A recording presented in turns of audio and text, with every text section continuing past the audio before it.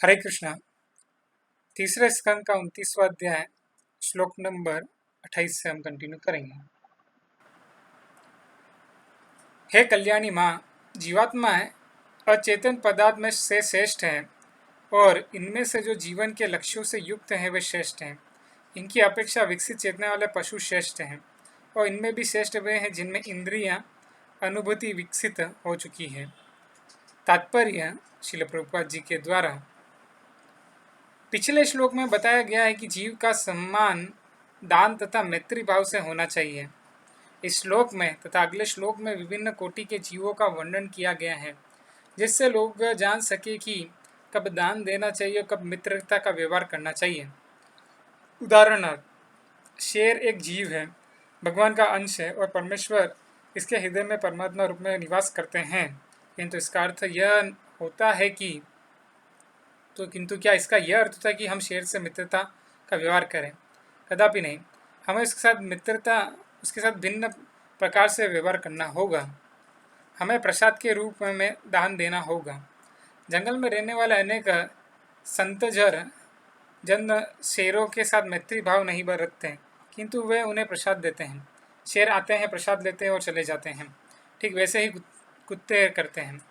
वैदिक प्रथा के अनुसार कुत्ते को घर के भीतर नहीं जाने देते हैं। अपनी गंदगी के कारण कुत्ते तथा बिल्लियों को भले घर में घुसने नहीं दिया जाए, किंतु उन्हें ऐसी शिक्षा दी जाती है कि वे घर के बाहर खड़े रहें। दयालु गृह स्वामी घर के प्रसाद लाकर इन्हें देता है और वे खाते हैं और चले जाते हैं। हमें निम्न जीवों के प्रति सदस्यता का व्यवहार करना चाहिए, किंतु इसका अर्थ यह नहीं होता कि हम उनके साथ उसी तरह व्यवहार करें जैसा अन्य मनुष्य के साथ करते हैं। समता का भाव तो रहना चाहिए, किंतु यह व्यवहार करने में भेद होना चाहिए। हमारा भेदभाव किसी प्रकार का हो, इसका उल्लेख अगले श्लोक में दिया गया है। पहला वर्गीकरण पत्थर जैसे निर्जीव तथा सजीव प्राणियों में किया जाता है। कभी कभी पत्थर को भी मानव जीवन प्रकट हो जाता है। अनुभव से ज्ञात है कि कुछ पहाड़ियों तथा पर्वत वृद्धि करते हैं। इसका कारण पत्थर के भीतर आत्मा की उपस्थिति है। जीवित अवस्था का दूसरा लक्षण है चेतना का विकास और इससे भी आगे अनुभूति का विकास। महाभारत के मोक्ष धर्म पर्वत में यह बताया गया है कि पर्वतों में अनुभूति होती है। वे देख तथा सुन सकते हैं। हमें अनुभव है कि वृक्ष देख सकते हैं। कभी कभी विशाल वृक्ष अपनी वृद्धि के दौरान व्यवधानों से बचने के लिए अपनी वृद्धि की दिशा बदल देते हैं। इसका अर्थ हुआ कि वृक्ष देख सकता है और महाभारत के अनुसार तो वृक्ष सूंघ भी सकता है, जिससे इससे अनुभूति का विकास का संकेत मिलता है। श्लोक नंबर 29। इंद्रियवृत्ति से युक्त जीवों में से जिन्होंने स्वाद की अनुभूति विकसित कर ली है, वे स्पर्श अनुभूति विकसित किए हुए जीवों से श्रेष्ठ हैं। इनसे भी श्रेष्ठ वे हैं जिन्होंने गंध की अनुभूति विकसित कर ली है, और इनसे भी श्रेष्ठ वे हैं जिनकी श्रवणेन्द्रियां विकसित है। तात्पर्य, यद्यपि पाश्चात्य विद्वान मानते हैं कि विकासवाद की स्थापना सर्वप्रथम डार्विन द्वारा हुई, किंतु नतत्व विज्ञान कोई नया नहीं है। विकास प्रक्रिया आज से 5000 वर्ष पूर्व लिखे गए भागवत में पहले ही ज्ञात थी। कपिल मुनि के वचन प्रमाण है, जो सृष्टि के प्रारंभ में विद्यमान थे। यह ज्ञान वैदिक काल से चला आ रहा है और सारे विकास क्रम वैदिक साहित्य में प्राप्त है। क्रमिक विकास की सिद्धांत या नेतृत्व विज्ञान बिंदुओं के लिए नया नहीं है। यहाँ यह कहा गया है कि वृक्षों में भी विकास प्रक्रिया होती है।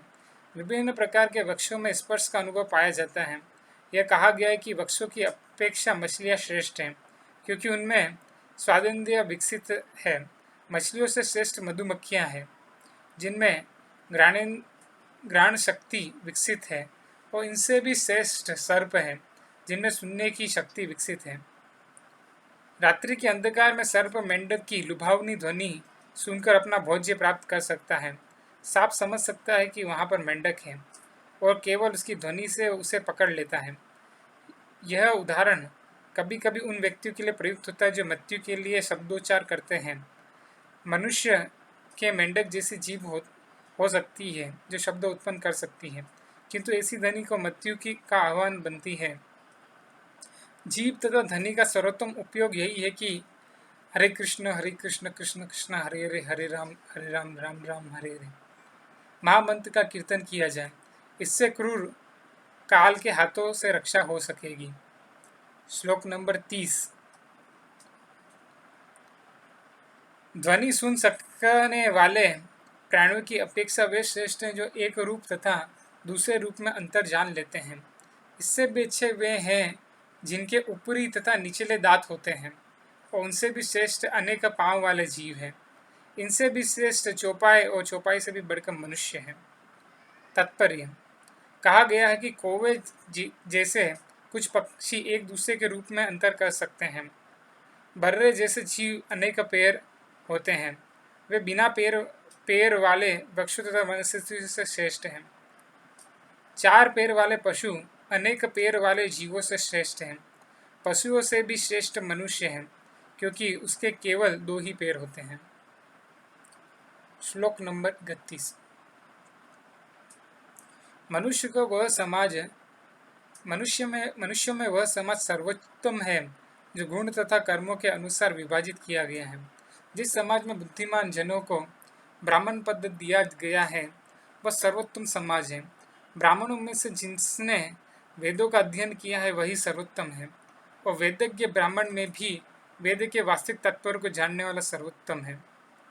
तात्पर्य: गुण तथा कर्म के अनुसार मानव समाज का 4 भागों में वर्गीकरण अत्यंत वैज्ञानिक है।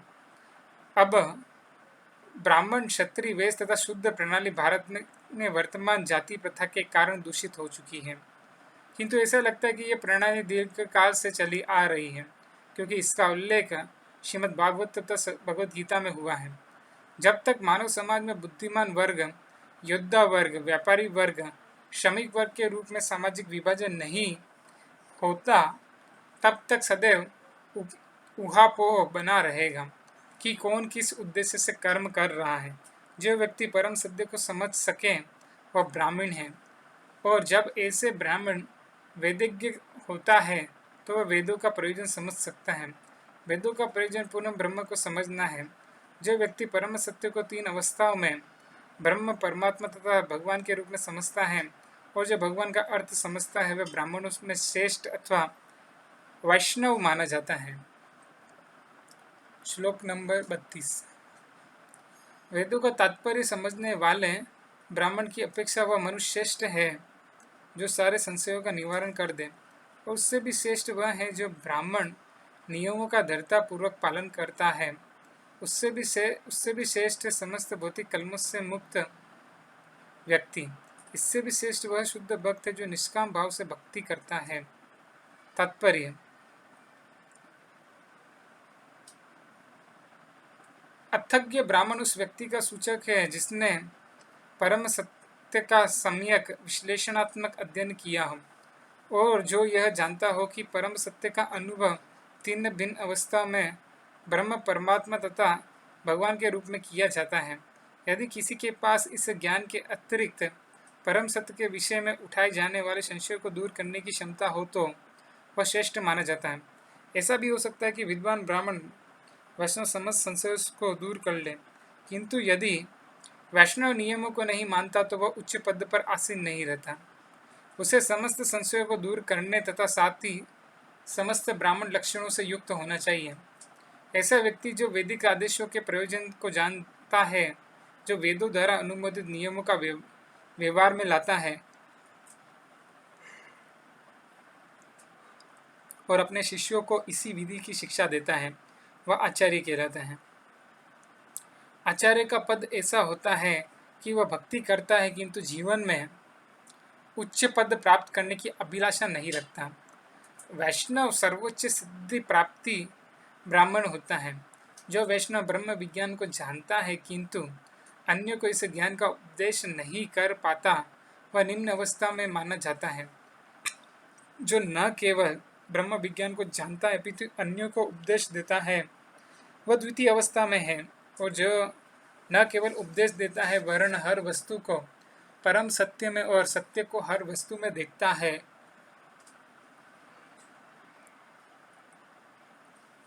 वो सर्वोच्च श्रेणी का वैष्णव है। यहाँ पर उल्लेख हुआ है कि वैष्णव पहले से ब्राह्मण रहता है। निस्संदेह वैष्णव होने पर ही ब्राह्मण की पूर्ण अवस्था प्राप्त होती है। अगला श्लोक। अतः मुझे उस व्यक्ति से बड़ा कोई नहीं दिखता जो मेरे अतिरिक्त अन्य रुचि नहीं रखता, जो अनवरत मुझे ही अपने समस्त कर्मों तथा अपना सारा जीवन सब कुछ अर्पित करता है। तात्पर्य श्रील प्रभुपाद जी के द्वारा। इस श्लोक में समदर्शनात् का अर्थ है कि उसका कोई पृथक स्वार्थ नहीं होता। भक्त तथा भगवान के स्वार्थ एक से हैं। उदाहरणार्थ भक्त रूप में भगवान चैतन्य ने भी इसी दर्शन का उपदेश दिया कि कृष्ण की ही पूज्य भगवान है और उसके शुद्ध भक्तों का स्वार्थ उनका निजी स्वार्थ है। कभी कभी मायावादी चिंतक अपने अल्प ज्ञान के कारण समदर्शना शब्द की परिभाषा इस प्रकार करते हैं कि भक्त को भगवान तथा अपने आप को एक करके देखना चाहिए। यदि कोई अपने को भगवान मान ले तो फिर उनकी सेवा करने का प्रश्न ही नहीं उठता। जब सेवा है तो स्वामी भी होना चाहिए। सेवा के लिए 3 बातें होनी चाहिए: स्वामी, सेवक तथा सेवा।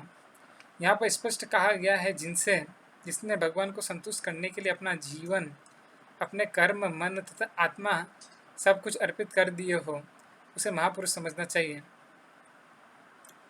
अकर्तु शब्द का अर्थ है किस प्रकार के स्वामित्व भाव के बिना हर व्यक्ति अपने कर्मों का स्वामी बनना चाहता है जिससे वह फल भोग सके, किंतु भक्त को ऐसी इच्छा नहीं रहती। वह कर्म करता है क्योंकि भगवान उससे विशेष प्रकार के कर्म कराना चाहते हैं।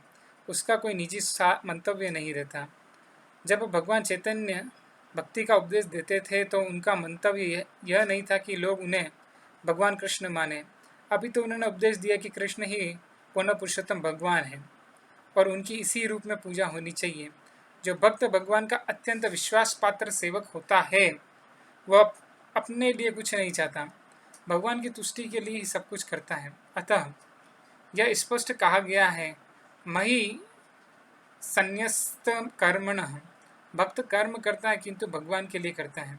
यह भी कहा गया है, मय्यार्पितात्मनः, वह मुझे अपना मन अर्पित करता है। ये सब भक्त के गुण हैं और इस श्लोक के अनुसार वह मनुष्यों में सर्वोपरि माना जाता है। हरे कृष्ण।